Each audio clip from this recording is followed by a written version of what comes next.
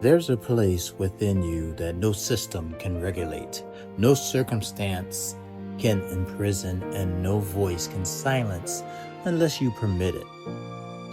Before we even name this episode, before we frame the conversation, sit with this truth for a moment. Everything you will ever become begins in a space no one else can see. Your imagination.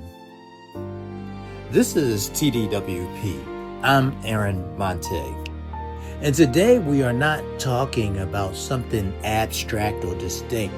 We are talking about the very workshop of your becoming. Your imagination is not entertainment. It is infrastructure. It is the unseen architect of your identity, your decision, your destiny. And whether you realize it or not, you are building something right there, right now.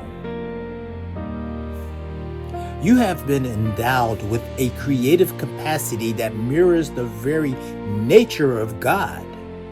And from the opening pages of Scripture, we see a God who imagines, speaks, and then sees what was invisible now become visible. And because you are made in His image, there is something within you that follows that same divine pattern.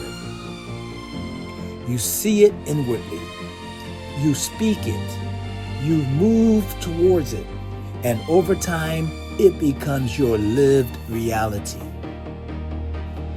That is why this matters so deeply. Because the same imagination that can paint a future filled with purpose, peace, provision, and power can also rehearse fear, replace pain, and construct prisons that do not physically exist but feel painfully real.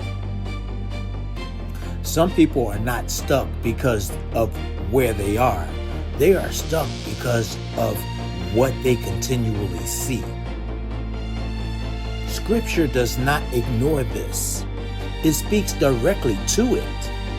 In 2 Corinthians 10, verse 5, we are instructed to cast down imaginations, those patterns of thought that rise up against the knowledge of God. That tells us something profound. You are not a victim of your imagination. You are a steward of your imagination. And then we are giving a blueprint for what to build. In Philippians 4:8, we are told to set our mind on what is true, honorable, just, pure, lovely, and of good report. This is not poetic suggestion. This is strategic instruction. It is God saying, if you're going to imagine in alignment with me. Because as a man thinks, so is he. And as you continue to think, so you remain. Now feel the weight of that and the opportunity that is in it. If your imagination has the power to shape your identity, then it also has the power to reshape it. And if it has rehearsed defeat, it can now rehearse victory. If it has replayed limitation, it can now envision expansion.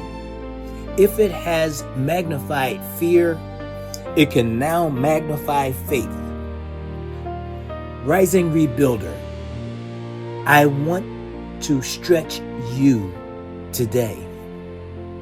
Dare to imagine. Not just alone in quiet moments, but how about this? Imagine collectively.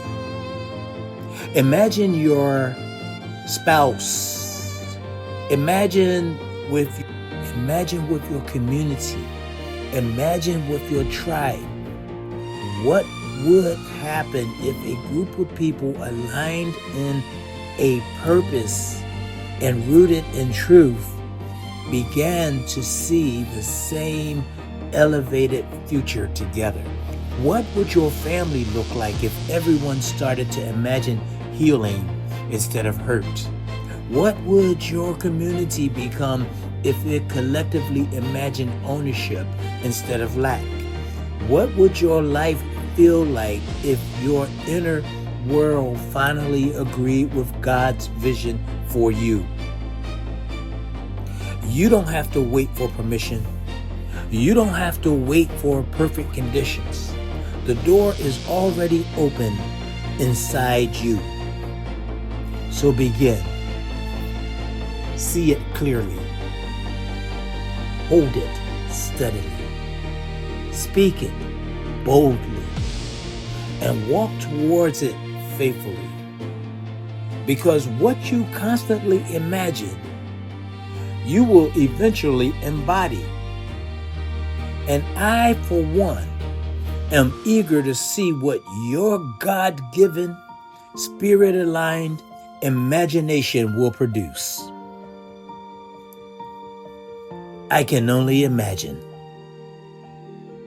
This is the Daily Wisdom Podcast. Every day, in every way, let's get a little bit better.